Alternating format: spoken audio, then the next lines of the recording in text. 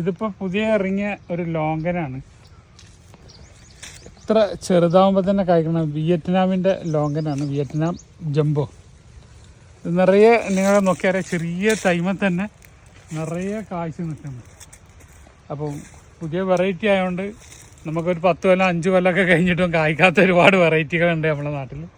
അപ്പോൾ ഒരു പുതിയ വെറൈറ്റി കണ്ടപ്പോൾ ഇതിൻ്റെ കുറച്ച് 100 തൈകൾ ചെറുതെടുത്തിട്ടുണ്ട്. വലിയ വിലയാണ് എങ്കിലും നമുക്ക് ഒതുങ്ങിയൊരു വിലയാണ് ചെറിയ തൈ. അപ്പം അത് കുറച്ചെടുത്തിട്ടുണ്ട്.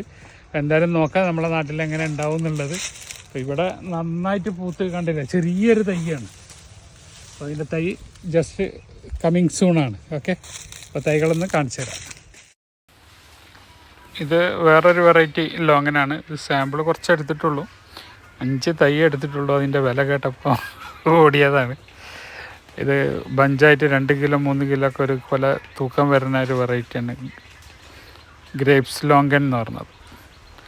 അപ്പോൾ ഇതും കൂടെ ഒന്ന് ഉൾപ്പെടുത്തി സാമ്പിൾ നോക്കിയിട്ടുണ്ട്, കുറച്ച് തൈകൾ. അപ്പോൾ ഒന്ന് കായ്ച്ചതിൻ്റെ ശേഷം നമുക്ക് കൂടുതൽ തൈകളൊക്കെ കൊണ്ടുവരാമെന്നുള്ള നിലക്ക് ഇനി നമ്മൾ കൊണ്ടുവന്ന വിയറ്റ്നാമിൻ്റെ തൈകൾ കാണിച്ചത്. ഇതാണ് അതിൻ്റെ തൈകൾ. നല്ല മെച്ചുറായ തൈകളാണ്. ഓൾറെഡി ഫ്ലവറിങ് ഉണ്ട്. അത് കണ്ട് നമ്മൾ മോഹിക്കരുത്. കാരണം ഞാൻ പല വീഡിയോയിലും കാണാറുണ്ട്, ഫ്ലവർ ചെയ്തിട്ടുണ്ട്, അങ്ങനെ ആക്കിയിട്ടുണ്ട്, ഇങ്ങനെ ആക്കിയിട്ടുണ്ട് എന്നൊക്കെ. പക്ഷേ ഈ ഫ്ലവർ ഗ്രാഫ്റ്റ് ചെയ്ത് അതിൻ്റെ മദർ പ്ലാന്റ് പൂവിടുമ്പോൾ അതിവിടെ പൂവിടുന്നതാണ്. നമ്മളതിനെ കട്ട് ചെയ്ത് കൊടുക്കണം. അത് കട്ട് ചെയ്ത് കൊടുത്തിട്ട് വേണം നമ്മളിതിനെ വളർത്തിയെടുക്കാൻ.